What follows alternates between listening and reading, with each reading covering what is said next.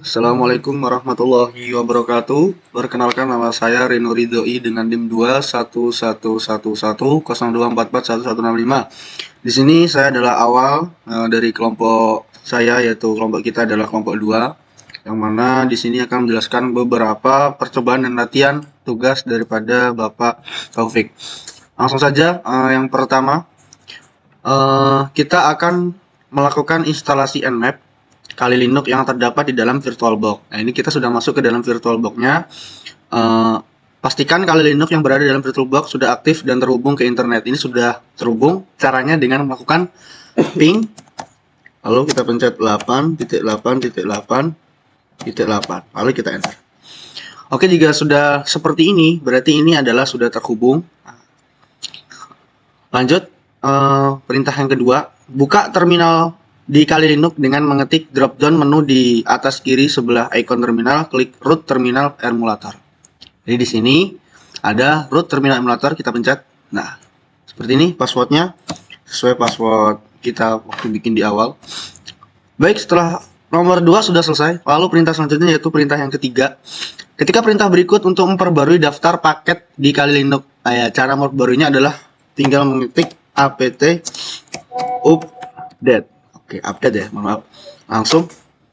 Nah, di sini berarti tertera sudah diupdate sesuai dengan perintah nomor 3. Selanjutnya, ketika perintah berikut, langsung kita lanjut mengeklik menginstal Nmap dengan cara apt install Nmap. Ya, ini sudah terinstall dan tidak error. Untuk selanjutnya, yang kelima, tunggu hingga proses selesai. Setelah selesai, Nmap akan terinstall di Kali Linux yang berada di dalam VirtualBox. Untuk meriksa apakah Nmap itu sudah terinstall atau belum, kita bisa mengecek dengan cara Nmap version. Nah, seperti ini. Nah, ternyata sudah. Berarti di sini tertera VirtualBox-nya sudah terinstall apt Nmap-nya. Lalu yang terakhir adalah yang nomor 6. Shutdown Kali Linux Anda untuk proses selanjutnya. Ini proses yang terakhir. Jadi kita tinggal pencet ini, lalu kita shutdown. Selesai. Siap, terima kasih. Di sini saya sudah masuk aplikasi DPI-nya. Kita masuk ke terminal. Di sini saya akan menginstal tools SSH servernya. Saya masuk dengan super user root dengan perintah su. Nah, kalau udah begini, saya akan masukkan perintah berikutnya, yaitu apt get install SSH. Nah, sudah muncul. Untuk perintah selanjutnya, saya akan mengecek statusnya dengan sistem CTL-nya, status SSH. Nah, muncul. Untuk selanjutnya, untuk installnya, saya install apache. Untuk menjalankannya dengan perintah apt lagi get install apache 2. Nah, di sini saya akan pencet Y untuk melanjutkan working. Untuk selanjutnya saya lagi. Nah, di sini saya mengecek lagi, cek status apache-nya yang sudah aktif dengan sistem ctl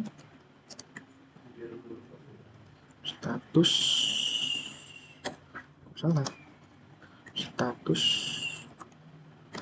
apache lagi 2. Nah, di sini saya sudah menyelesaikan untuk perintah, dan selanjutnya teman saya akan yang melanjutkan. Sekian dari saya.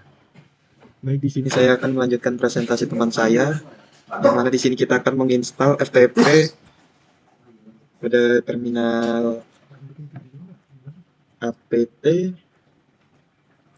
garis git install vs ftpd, kemudian enter. Setelah terinstall, kita bisa mengecek statusnya dengan mengetik pada terminal etc garis miring init.d garis miring vs ftpd status, kemudian enter.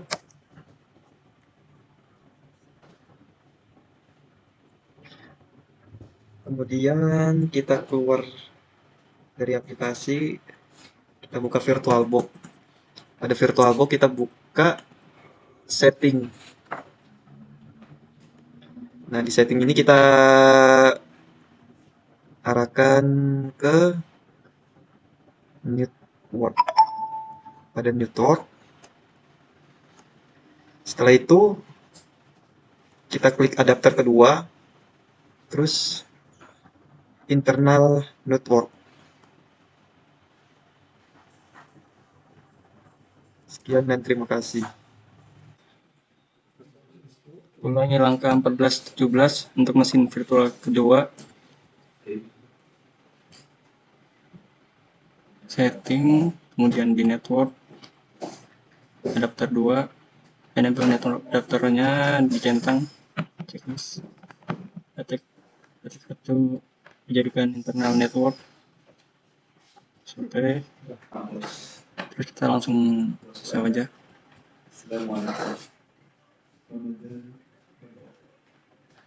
Kita cari di sini terminal.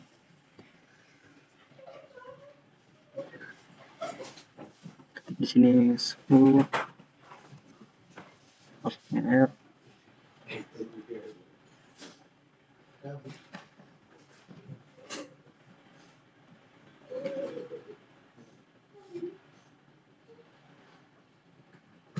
Periksa interface jaringan yang tersedia dengan perintah. Ketik di sini address.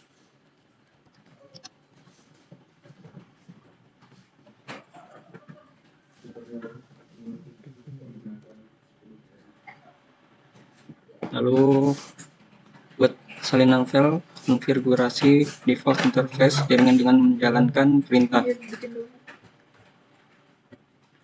Aja di sini cp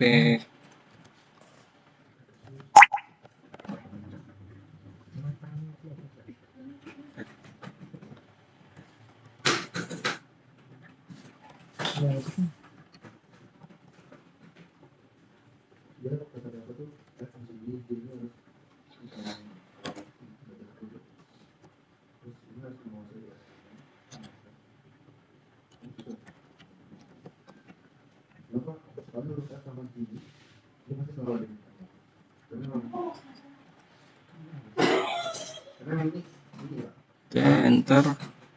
Kemudian buat file konfigurasi interface jaringan dengan perintah.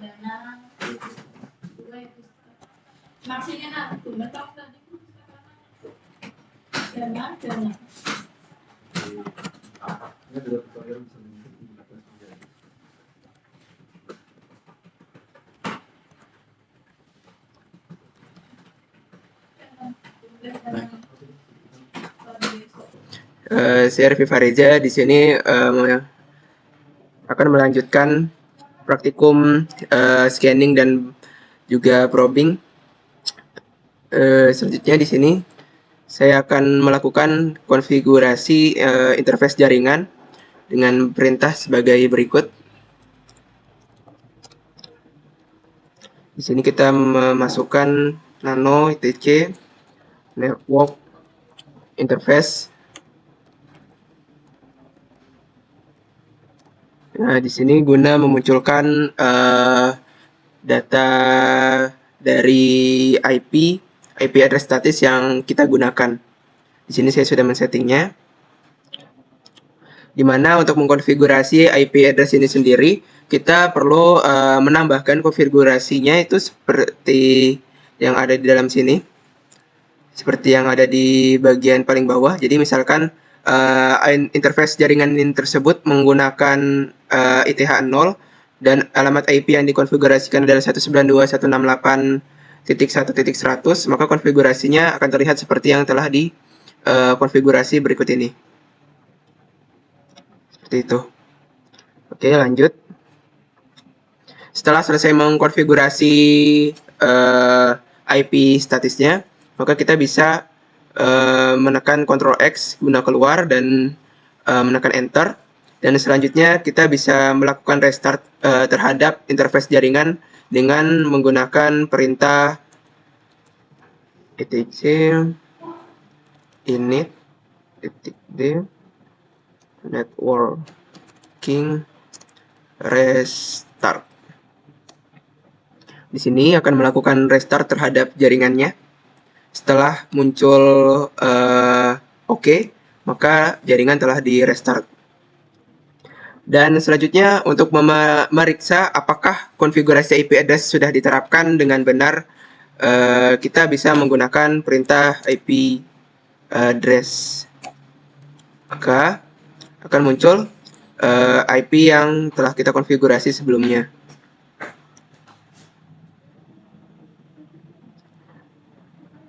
Dan selanjutnya kita coba melakukan hal yang serupa untuk di Kali Linux. Kita coba pindah ke Kali Linux. Perintahnya kurang lebih sama. Kita bisa masuk ke nano interface-nya terlebih dahulu. Di sini saya sudah melakukan setting seperti sebelumnya, cuman di sini saya membedakan apabila yang sebelumnya itu menggunakan IP address 192.168.1.100, maka di sini saya menggunakan akhiran 200. Apabila sudah kita setting, maka kita bisa keluar dan kita bisa lakukan restart dengan menggunakan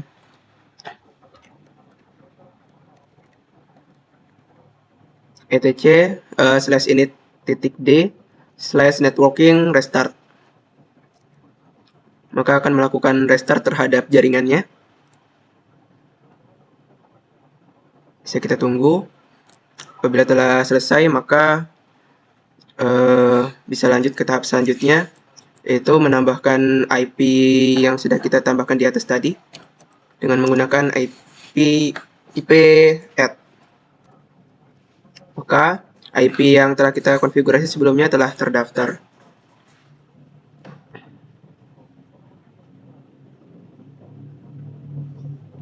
Seperti itu. Selanjutnya, saya meneruskan penjelasan dari teman saya. Uji koneksi pada Kali Linux dan Debian dengan menjalankan perintah ping.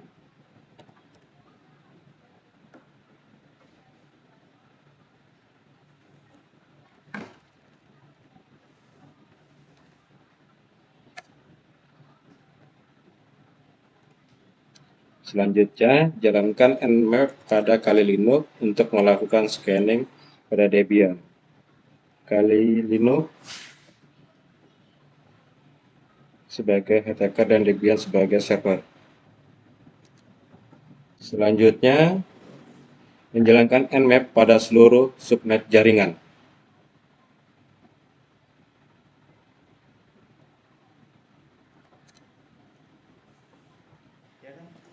Kemudian saya akan melanjutkan penjelasan dari rekan saya, yaitu menampilkan informasi hostname, sistem operasi, dan versi aplikasi yang dijalankan oleh host dengan perintah nmap, kemudian alamat IP-nya.